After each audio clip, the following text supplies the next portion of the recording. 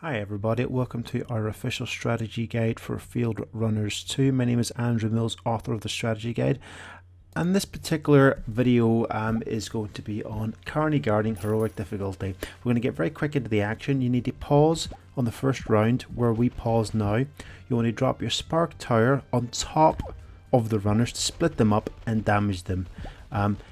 This particular map is extremely difficult to not have any enemy leaks on. And so you really need to maximize everything that you can. The placement of your spark towers on this map is pivotal. You get the wrong one, you're going to have enemies flying through, guaranteed. So emulate exactly what we do and where we do it. Now, if you want to get no leaks on this map, as it stands at the minute, we've not managed to do it without any items whatsoever. It's obviously the ideal scenario, but we do bring in some items. In this case, we bring in a fire fountain, our Spanish flu, and our Santa specials. Now, we've used a fire flame there, otherwise that enemy would go through. And to be honest, you can do this level on heroic without using any items, but you will get enemies going through. Using our tactics, it won't actually be enough to feel the level. So if you're not bothered about people getting through and you'd rather not use any items, then that's totally cool. You can do that, that's totally fine. We personally prefer not to let any field runners through.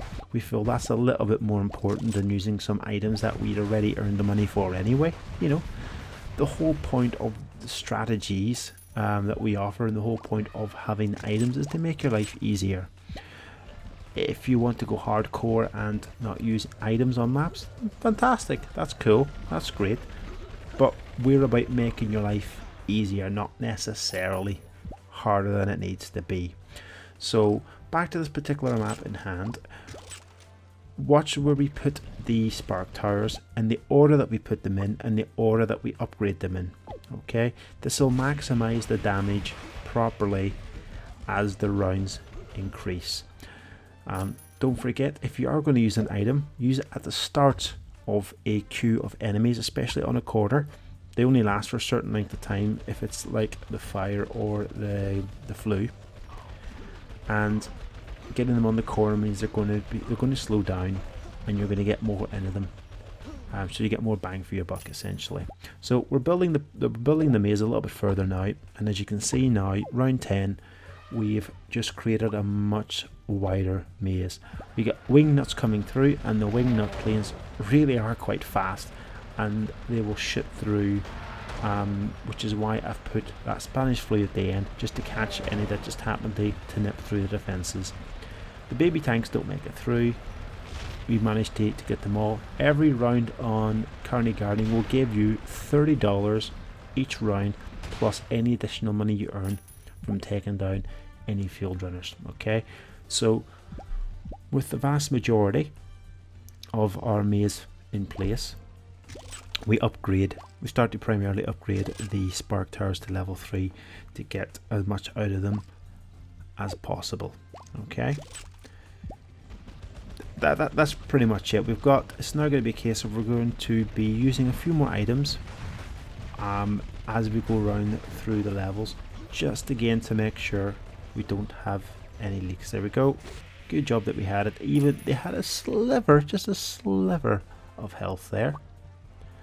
And there's not much point doing that. And bearing in mind these items, another cool thing about the items to remember is that they scale with the field runners.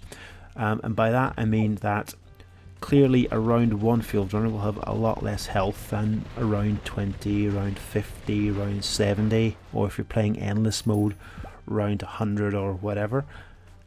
And stuff like the Spanish flu, which deals 100% damage, it will deal 100% damage regardless of the runner's health.